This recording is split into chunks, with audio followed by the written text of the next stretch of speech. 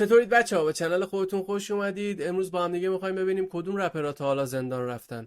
لایک و سابسکرایب و کامنت یادتون نره. بدون معطلی بریم سراغ این ویدیو. Let's go. نمیخوام کمکم، فکر میکنی طولکم، نگاه داری جوش میاری ولی من خونکم نیست تعریفی واسم، جمع حواسم، چشام پر خونه از ترس شده، لبات سرد، رسم طوفانی اومد ریخ کرک. راد ویو به جرم ضرب و شتم خونگی از طریق خفگی یه روز زندان بوده. مک میلر با دوستاش به جرم حمل زیاد ماریجوانا یه روز به زندان افتادن. وانیلا آیس جرمش حمل اسلحه مرگبار بوده. 2 روز افتاده زندان. پیدیدی به جرم شرارت جنایی و نگهداری مجرمانه مواد 2 روز زندان بوده. همین چند وقت پیش هم متهم به تجاوز به زنها و بچه‌ها بود و کلی جرم دیگه که خیلی شاکی داشت، ولی بیگناه شناخته شد و آزاد شد. اونم به خاطر اینه که دیدی خیلی چپش برو و پول داره. از اکثر بازیگرا خواننده‌های هالیوود هم فیلم و عکس داره. به خاطر همون اکثرشون جرئت نکردن برن تو پرونده و شهادت بدن. با این جرم‌ها و پرونده سنگینی که دیدی داشت، همه فکر می‌کردن حبس ابد می‌خوره، ولی آزاد شد. ویز خالیفا قاچاق مواد مخدر. ویز خالیفا هم 3 روز زندان بوده.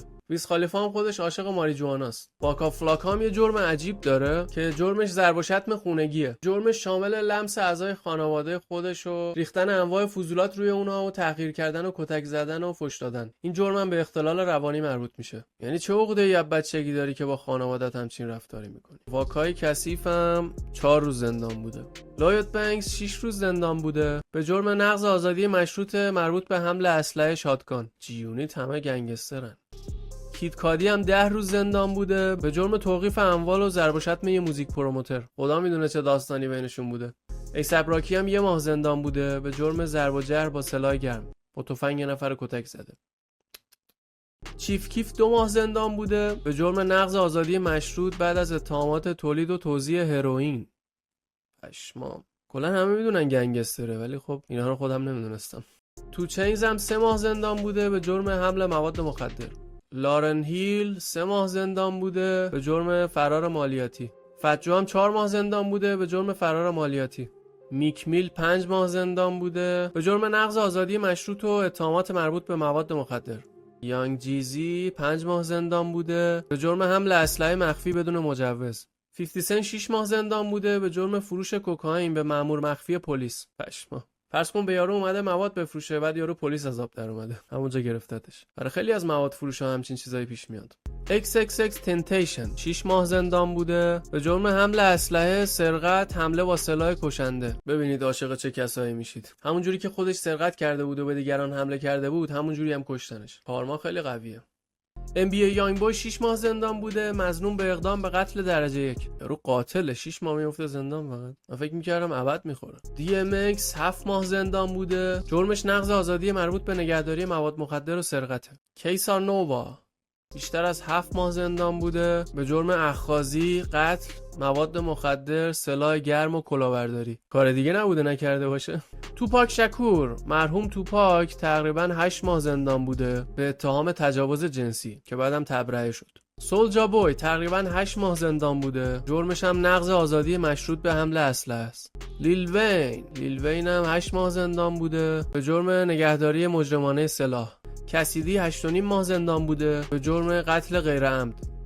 لیل کیم 9.5 ماه زندان بوده به جرم دروغ و توطئه تو دادگاه به عنوان شاهد. تی آی هم 10 ماه به جرم حمل اسلحه زندان بوده. گانا هم 1 سال زندان بوده به جرم توطئه برای نقض قوانین توسط سازمان‌های تحت نفوذ کلاهبرداران فاسد. کلاهبردار فاسد همون گنگسترها میشن. قبلا یه ویدیو راجع به زندان رفتن گانا و یانگ تاک ساختم، لینکشو این بالا میذارم، پیشنهاد میکنم حتما اون رو ببینید. رویستا 5 فوت 9 اینچ دیوس قدشو نوشته فکر کنم. 1 سال به جرم رانندگی بعد از مصرف مواد و مشروب به زندان افتاده. فاکسی براون 1 سال به جرم نقض آزادی مشروط. یانگ تاگ هم جرمش مثل گاناست ولی تقریباً 2-3 سال تو زندان بود. یانگ باک 1 سال و 2 ماه زندان بوده به جرم نگهداری سلاح توسط مجرم سابقه دار. 6ix9ine 1 سال و 3 ماه زندان بوده به اتهام اخاذی و حمل سلاح گرم. 6ix9ine رو دیگه جایی از دنیا نمونده دستگیرش نکرده باشن. هر جا رفته مشکل ساز بوده. تونی ییو 1 سال و 4 ماه زندان بوده به جرم حمل سلاح و گذرنامه جعلی. جوئل سانتانا 1 سال و نیم زندان بوده به جرم داشتن اسلحه گرم یه مجرم سابقه دار و حمل سلاح در هواپیما. کودک بلک 1 سال و 7 ماه زندان بوده. رپر مامبلمون به اتهام مربوط به حمل سلاح‌های ایالتی و فدرال. تا برت 1 سال و 8 ماه زندان بوده به اتهامات ضرب و شتم و حملات شدید. جارول 1 سال و 9 ماه زندان بوده به جرم تلاش برای نگهداری سلاح و فرار مالیاتی. بینی سیجل 2 سال زندان بوده به جرم عدم ارائه اظهارنامه مالیاتی و نگهداری غیرقانونی داروهای تجویزی. لیل بیبی 2 سال زندان بوده بشرم بیبی به جرم نقض آزادی مشروط، نگهداری مواد مخدر و قصد فروش. خود یانگ تاک قبلا گفته بود لیل بیبی تو خیابون مواد میفروخته، من بهش پول دادم که نره این کارو بکنه و بیاد تو رپ. Old Dirty Bastard 2 سال و نیم زندان بوده به جرم حمل مواد مخدر، تخلفات رانندگی، فرار از مرکز ترک اعتیاد، تبدیل شدن به یک فراری. اینم کاری نبوده نکرده باشه، از اسمش مشخصه، اشغال کثیف. گوچی مین is گوچی 2 سال و 7 ماه زندان بوده به جرم حمل سلاح گرم توسط مجرم سابقه دار. پرادیجی 3 سال و نیم زندان بوده به جرم حمل اسلحه مجرم سابقه دار. YNW ملی بیشتر از 3 سال و 7 ماه زندان بوده به جرم قتل درجه 1. هرچی انسان بدتر و کثیف‌تر طرفداراش تو رپ بیشتر. من نمیدونم چرا اینقدر طرفدار داره. قدیم برعکس بود، آدمای خوب طرفدار داشتن، الان مردم مجرم پرست شدن. پیمپ سی 4 سال زندان بوده به جرم نقض آزادی مشروط مربوط به اتهام ضرب و شتم شدید. اسنوپ داگ عمو اسنوپ سلطان دود 4 سال زندان بوده به جرم حمل کوکائین به قصد فروش. موادای دیگه چون جرماشون بالاست به خاطر همین اکثر رپرها رو آوردن به ماریجوانا. ایکان هم 4 سال زندان بوده به جرم رهبری یک حلقه گسترده سرقت خودرو. فرض کن یه گروه رهبری کرده که برن ماشین بدزدن. حالا جزئیاتشو نمیدونم ولی خب همینش هم خیلی جرمش سنگینه. اچ پابلو جوان 5 سال زندان بوده واسه جرایم باندی مرتبط به مواد مخدر و اسلحه، اکثرشون گنگسترن. تی کی بیشتر از 5 سال و 4 ماه زندان بوده به جرم قتل و سرقت مسلحانه شدید. 42 داگ بیشتر از 5.5 سال زندان بوده به جرم سرقت خودرو و حمل اسلحه. بابا 1.5 متر، 1 متر و 50 سانت قدشه، اینقدر دهنت سرویس. قیافش هم غلط اندازه، مثل بچه است. اسلیک ریک 6 سال زندان بوده به جرم اقدام به اسلحه و حمل سلاح.